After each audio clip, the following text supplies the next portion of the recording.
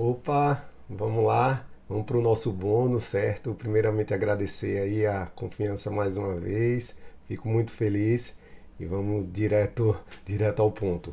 Essas aulas que vêm na sequência, incluindo esse bônus que a gente está aqui, eu vou tentar sempre ser bem conciso, direto ao ponto. E as dúvidas que forem surgindo, a gente vai discutindo lá no grupo, certo?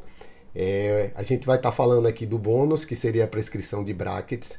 Eu tentei ser bem conciso e direto ao ponto, no sentido que vocês entendam o motivo que é importante a gente saber e como a gente vai lá e vai identificar isso, certo? Tipo, como é que eu vou definir qual vai ser a prescrição ideal de uma maneira bem simples e direta.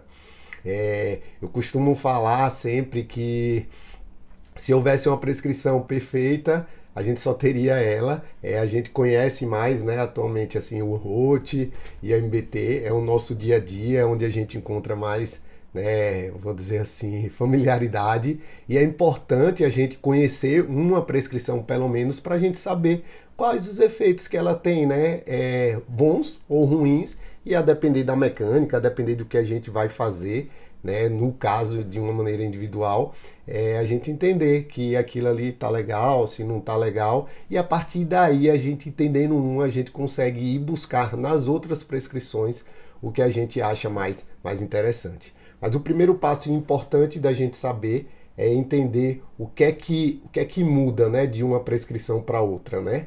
Isso é importante porque senão a gente perde o sentido. E a gente, dentro do que altera, né, de uma prescrição para outra, é o torque e a angulação, certo? O torque a gente pensando no sentido, né, vestíbulo lingual, e a angulação a gente olhando o nosso dente de frente, como a gente consegue ver aí no slide. A angulação ela tem a sua importância, porque se a gente errar a angulação, por exemplo, como nesse caso que eu estou mostrando aí, a gente pode tá tudo encaixadinho ao posterior, mas o canino tá fora. Por quê? Porque foi utilizado de repente uma prescrição que tem uma angulação um pouquinho mais aumentada, e aí isso às vezes não é interessante, e a gente entender isso faz parte. E a angulação ela tem um ponto crítico que é assim, ó, no slot 22, se eu botar um fio 19 por 25, a gente vai ter menos de 1 grau de folga, ou seja, tudo que eu errar na minha colagem, na angulação vai aparecer. Tudo que eu errar na minha colagem, na angulação vai aparecer. Então a gente tem que ficar atento a isso aí e evitar, né, errar ou usar uma prescrição que tem uma angulação exagerada, certo? Mas seria basicamente isso, e principalmente ali no canino. Claro que a gente tem que tomar cuidado central, tal, lateral, os prés, mas assim, de uma maneira geral, o canino ali é o mais crítico e é o que altera na maioria das prescrições. Não vou dar nem tanta ênfase em angulação. Mas torque sim. E torque, quando a gente pensa em torque, é canino para frente, o posterior tem as alterações e eu vou mostrar para vocês, mas assim, a gente vai se basear basicamente nesse anterior, e no posterior a gente resolve facilmente, mas no anterior, a depender de como a gente vai trabalhar, aí a gente precisa entender como a gente quer, né, como é que vai funcionar a nossa mecânica, para que assim a gente defina, né, qual será a nossa prescrição. Eu vou passar para vocês depois, né, essa tabelinha, tanto do MBT quanto do ROT e dos autoligados. Eu vou passar lá no grupo, certo? E aí a gente tem aí o torque superior, né? O que é que muda no torque superior? Só central e lateral.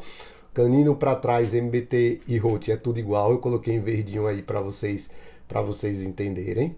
E quando vai para o inferior muda tudo do ROT e MBT. O que eu falo assim do ROT, que eu tenho a sensação que eu trabalhei muito tempo com ROT, é que na região inferior de canino para trás a gente tem um torque lingual muito aumentado.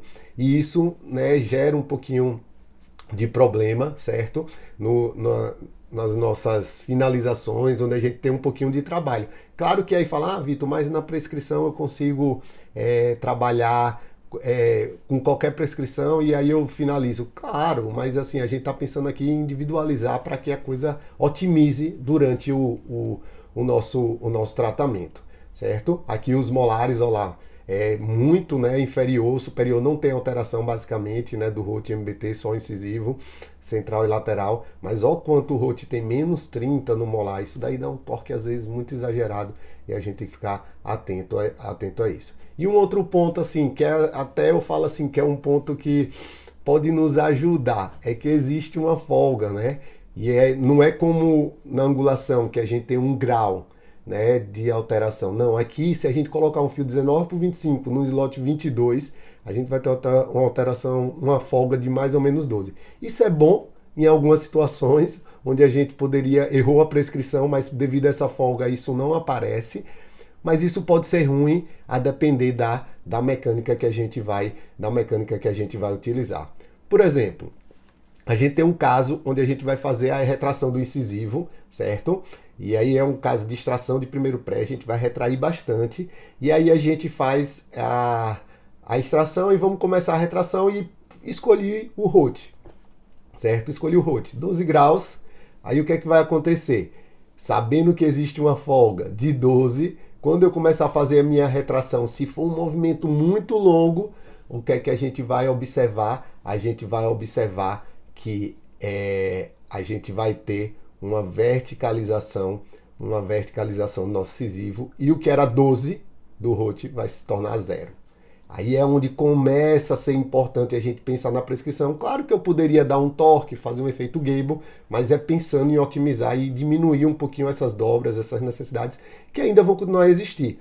Nesse caso em específico aí, se eu pegasse e utilizasse uma mecânica, né, de protrusão, elástico de classe 3, alguma coisa do tipo aí, e eu escolhesse um MBT 17, o que é que vai acontecer? É 17 mais 12 da folga, certo? E aí ao final a gente teria 29 graus, que é muito. Então, a prescrição, ela entra num contexto onde a gente vai precisar entender o que vai acontecer, né, para que a gente faça a nossa escolha. Só que acontecia, a gente estava muito limitado, vamos dizer assim, né? Dentro do que a gente trabalha hoje, a gente tem aí a prescrição MBT e rote, e aí a gente, né, a diferença era muito pequena de uma para outra, 5 graus, isso no geral, devido à folga, não iria fazer tanta diferença. Aí o que foi que o Damon acabou fazendo? Ele acabou criando as prescrições que ele chama de baixo, alto e padrão. Baixo torque, alto torque e padrão. Você vai ver que varia mais, né? Aqui, ó, por exemplo, o baixo dos incisivos centrais superiores é 2, o alto é 22. E aí dentro disso você tem uma margem maior para trabalhar e individualizar. E é onde o autoligado ele acaba sendo uma filosofia no contexto do que você vai trabalhar em alguns pontos bem diferentes do que o convencional, e você vai pensar a mecânica como um todo. Você pode usar o autoligado como você utilizaria no convencional, mas quando a gente pensa autoligado é um conjunto de fios, pensar na prescrição, entrar de maneira antecipada com alguns elásticos para que a gente consiga trabalhar. E aí, por exemplo, eu vou fazer uma retração, o que é interessante, se vai ser uma retração grande, eu trabalhar com um alto torque. Aí eu venho, ó, 22, e aí o que é que vai acontecer? Quando eu terminar de fazer minha retração, ele vai estar com 10 graus, que 10 graus seria mais ou menos a média, seria o nosso objetivo final de um incisivo bem posicionado. Estou falando aqui de casos onde a gente não está querendo compensar, é um caso que o paciente é equilibrado esqueleticamente, mas aí a gente consegue trabalhar dessa forma. E numa outra parte, aqui eu coloquei uma tabela para a gente fazer todo esse comparativo entre as prescrições, que aí vocês vão pegar essa tabela e vão analisar. Tudo que está em vermelho é diferente. Tudo que está em verde aqui, nos autoligados, são os torques iguais, e amarelo, os iguais do MBT e do rote. Coloquei superior e inferior. E aí o ponto-chave é esse, pessoal. É perguntar qual o efeito da minha mecânica. E a partir daí, definir qual vai ser a minha prescrição. Por exemplo, caso de extração, eu tenho perda de controle de torque, eu tenho a tendência a aprofundar a minha mordida. Mecânica de elástico classe 2, uma tendênciazinha a verticalizar os incisivos inferiores, um efeito maior nos incisivos inferiores, e a partir daí eu vou montar a minha prescrição, certo? Olha esse caso aqui, por exemplo, um caso, depois eu vou falar lá de assimetria, esse caso aí eu detalho um pouquinho mais, mas assim, é um caso de assimetria onde o desvio de linha média é um desvio inferior, certo? E aí para a direita, o lado da classe 2. Eu sei que é um caso que eu preciso de controle de torque superior, que eu quero esse incisivo superior bem controlado e eu não quero que vestibularize tanto. Uma prescrição interessante aí pode ser o MBT, incisivo inferior é menos 6, desculpa, e o superior é 17 graus. Se eu fosse para o autoligado, eu poderia trabalhar lá com alto torque no superior, né? E no inferior um standard. Aí vai depender muito da individualização, mas eu já sei o que eu quero, né? A minha mecânica é vestibularizar inferior e verticalizar superior, e dentro disso eu vou estabelecendo. E aí eu uso, né? Olha lá, o paciente tal, incisivo superior verticalizado, quero vestibularizar para que eu crie o overjet e corrija essa classe 2. E aqui é o final do caso, encaixadinho, tudo, torque. Ó, na foto lateral a gente consegue ver que a gente teve um controle de torque. E aí eu faço só uma observação que vai ter casos que tipo minha mecânica não vai ter efeito e eu preciso que meu bracket ofereça esse efeito. Por exemplo, incisivos bem verticalizados, paciente da classe 1, eu quero que vestibularize.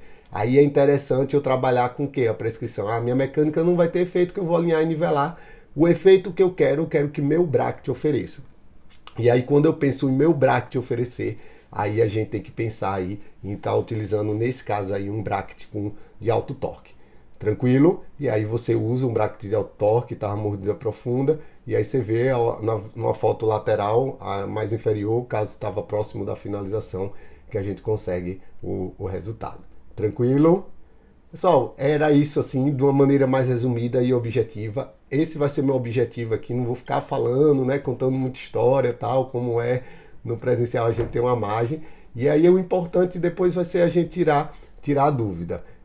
Vamos dando continuidade, orto no dia a dia, um projeto aí que está me deixando feliz. Em momentos a gente vai compartilhar muito conhecimento, outros eu dou uma aliviada, porque senão a gente fica cheio de informação, mas a gente vai trabalhando e eu sempre à disposição, ok?